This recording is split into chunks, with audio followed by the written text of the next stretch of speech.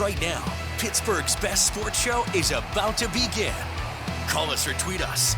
We've got things to talk about on the Ireland Contracting Nightly Sports Call, powered by FanDuel Sportsbook. Welcome inside the Fan Cave. Bob Pompeani here, riding with you tonight until 11 o'clock, along with Chris Mueller from the PM team at 93.7 The Fan on the eve of the NFL Draft. We want your phone calls on the Bordas & Bordas hotline, which is 412-575-2600. You can also tweet us, and I promise to read some as I get them, but sometimes it's hard and you can overlook them. It is at KD Pomp and at Chris Mueller PGH. So I put this out earlier today, Chris, on Twitter, just to get a gauge of what people might be wanting around here. And all it was, would you rather have the Steelers trade up, trade down, or stay at 20? So trade up got 18%, trade down got 48%, stay at 20 is 33%.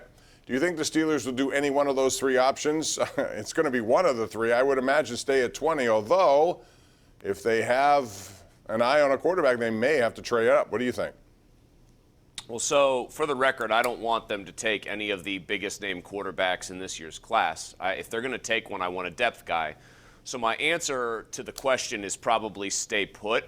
But if you switch your frame of reference here a little bit, Bob, and you resign yourself to the idea, even if you're anti-quarterback this year like me, that they're going to take one, then I think you should want them to trade down, because the scuttlebutt now, I think Todd McShay said this recently, is that there's going to be a run, but in the second half of the first round on quarterbacks, and that all of the guys might be available to the Steelers at 20. That is still a distinct possibility. I don't actually think it'll happen, but it might. If you think you can get Ritter, or even Kenny Pickett if he tumbles a little bit, because teams want projectability in Malik Willis, or they're worried about hand size. If you could get Ritter or Pickett at 32, maybe, trading down like that, I would do it. Tony Pauline came on the show today, Bob. Here's something interesting for people. He told us Green Bay has 2 first-rounders. They have 22 and I believe 28. Mm-hmm. He says he thinks that the Steelers could move as far down in the first round as 28 and still have Willis available to them. So think about that. You trade with Green Bay, you get them to move up 8 spots, and maybe they've really got their eye on somebody like a wide receiver, and they're willing to play ball with you and really get aggressive in their trade package, and you still get Willis at 28. I mean, that would be a dream come true, I think, for the team and for a lot of fans. Yeah, but I don't necessarily sign off on that. I think I'm more like you. If you force me to make a pick, as Andrew did last night, I'm going to take Willis only because they put so much time and effort into it. However, I, like you, seem to think they have a lot of things they could solve here with maybe a couple of more additional picks if they so choose, especially if that scenario is true and you get the feeling it may be true, and it may happen, halfway through the first round. They're sitting there thinking, oh, wait a minute, these guys could be available even if we move backwards. But, Chris, the other thing is they still need wide receiving help. They still would love to get. I'm wondering if they would actually move up, not for a quarterback, but for Jordan Davis if he falls close enough to them. I mean, is close enough like they move into the 13th spot to try to make sure Baltimore doesn't get them? I mean, something that's like the that. thing everyone's talking about. Ravens and Steelers have built their teams very similarly with similar philosophies for the last 2 decades. Difference is that for the majority of that time, Ben Roethlisberger was a trump card over Baltimore when it mattered most. But Baltimore doesn't have Brandon Williams anymore. They need a guy to plug up the middle there. I think they're going to take Jordan Davis. Now, you talk about a wide receiver.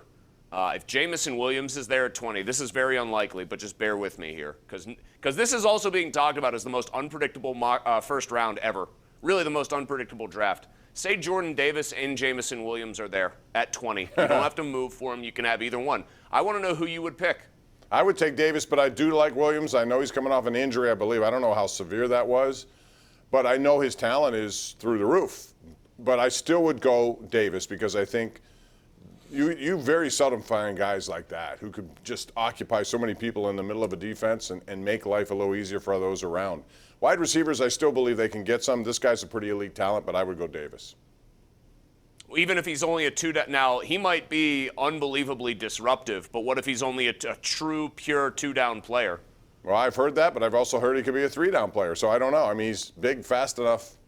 That's going to be one of the things that we obviously look at tomorrow night as it's ongoing. We got to take a break, Chris. We have a lot of people want to talk about this. We'll also delve into the Penguins and their problems, which are right now looking like they're going to end up. Are many. Yeah, they are many. and it may derail him in the first round, or maybe not. I mean, things are weird in the NHL playoffs. We've seen some unlikely outcomes. Could the Penguins advancing without Tristan Jarry be one of them? We'll talk about it. 412-575-2600. We're right here live. It's the Ireland Contracting Nightly Sports Call.